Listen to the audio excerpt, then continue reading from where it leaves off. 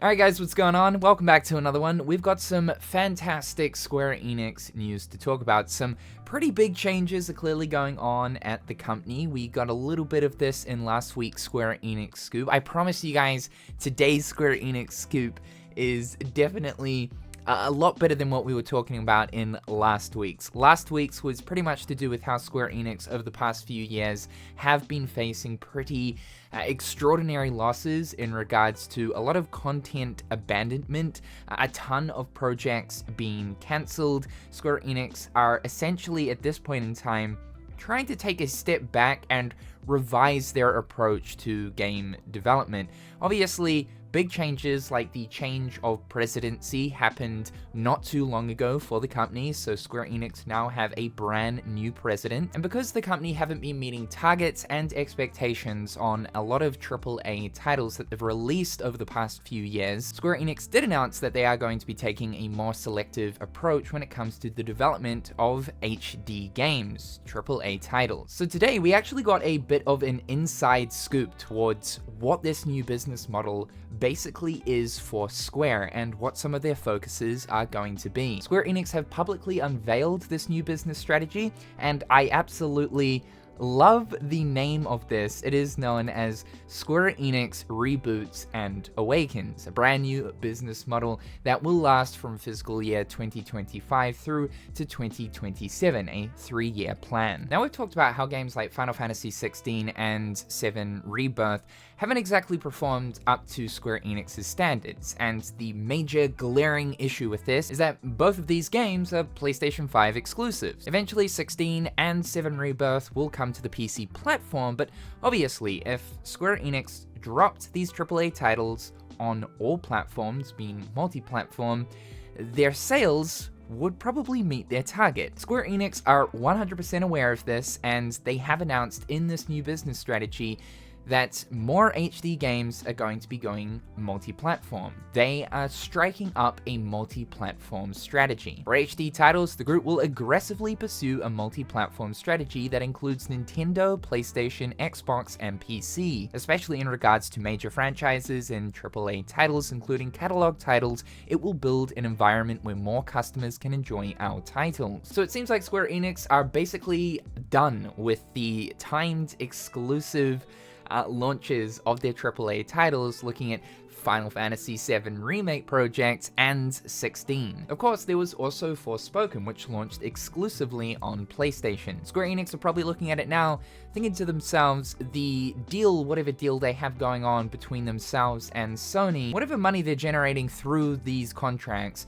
obviously doesn't make up the difference of profit that they would be making if they were to release these games on all systems. We have seen that over time, Square Enix have been getting better with the whole multi-platform thing, with releasing a numerous amount of the Final Fantasy games onto the Xbox platform. It was huge back in the day when we found out that Final Fantasy 13 was coming to Xbox 360, and kind of since then, Square Enix have been pretty good with launching Final Fantasy onto the Xbox platform.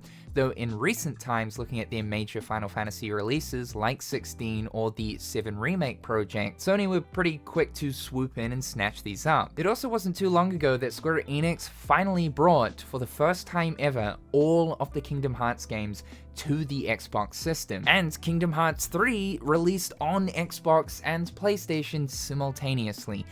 Absolutely massive. Imagine a Kingdom Hearts fan hearing that information back in 2006. Now, we don't know exactly what platforms Kingdom Hearts 4 will be releasing on. I have thought that because Square Enix and Sony have been pretty tight with these exclusive deals for their AAA games, that maybe Sony might try to step in and swoop up Kingdom Hearts 4 to release exclusively on PS5, as I guess this is kind of what Sony are doing best at the moment. But with this announcement of the new multi-platform strategy, I would say rest assured that Kingdom Hearts 4 will be multi-platform. Now, we have no idea what the deal is when it comes to the contract between Sony and Square Enix in regards to the 7 Remake project. Still to this day, Final Fantasy 7 Remake is only available on PS5 and PC. Eventually, the same will happen with Rebirth, but because of this new multi-platform business strategy that they're shooting for, I can't help but wonder if Square Enix will desperately try to get the Remake project onto Xbox. And depending on the capabilities of the upcoming new Nintendo system, possibly the Switch 2 as well. Again, this is all based on what the contract is between Square Enix and Sony when it comes to the 7 Remake project, where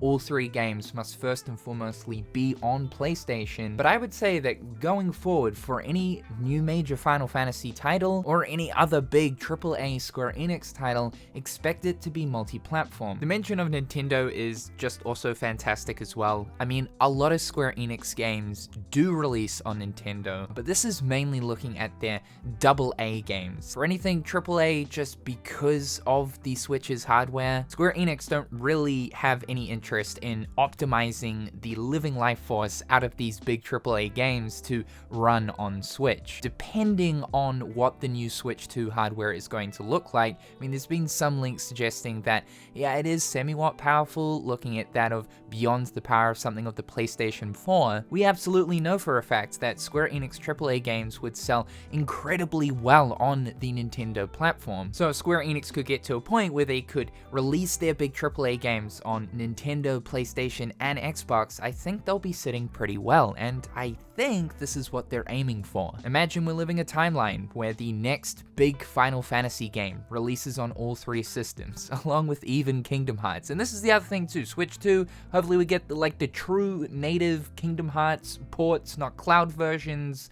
Fingers crossed. They also mentioned here, in addition, it will also devise a platform strategy for SD titles that includes not only iOS and Android, but also the possibility of PC launches. This pretty much tells us that Square Enix are also wanting to make PC versions of their mobile releases. There is not a doubt in my mind that Square Enix have seen mass success with bringing Final Fantasy VII Ever Crisis to Steam so quick after the mobile release of the game. And this is what they're realizing, like, you put your stuff on more platforms, in return, you get more engagement, you get more money. So this is nothing but good news as far as I'm concerned when it comes to Kingdom Hearts Missing Link. We are all hoping that we do get a PC release of this game, just considering how well Ever Crisis is performing. You might be a little bit confused, how would this game exactly work on PC? Because it is location dependent, it uses GPS functionality. Basically, if you've got a lot of AP saved up on your account, then you can use that AP to then use the GPS side of the game without needing to actually physically go out. So you would use your mobile phone to use the GPS side of Missing Link to roam the streets, defeat Heartless, generate AP, come back home, jump onto your computer, and use your computer to locally play the game. Another new focus of Square Enix's here is quality over quantity. Square are kind of known for releasing a lot of games throughout the years. Like over the past few years, we've seen a lot of releases from Square.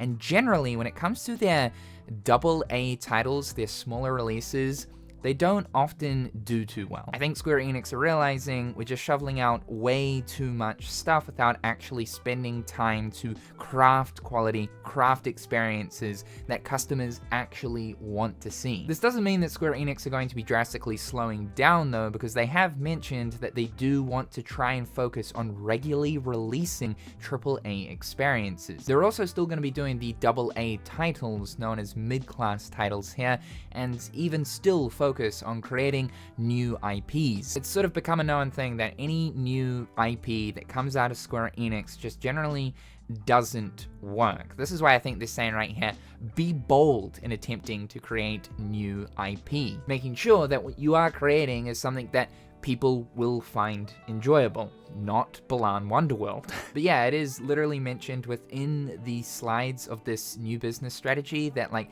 a lot of games have just failed to live up to profit expectations. Looking at the AAA titles and outsourced stuff. We even got a peek at what the target was for the sales as well as profit for the fiscal year of 24. And you can see right here, this shows us that stuff is just underperforming for the company. They're not at a complete loss, don't think this is doom and gloom for Square, but they're simply not meeting the marks they've laid out for themselves. I mean, if you look at profits right here, 32.5 billion yen.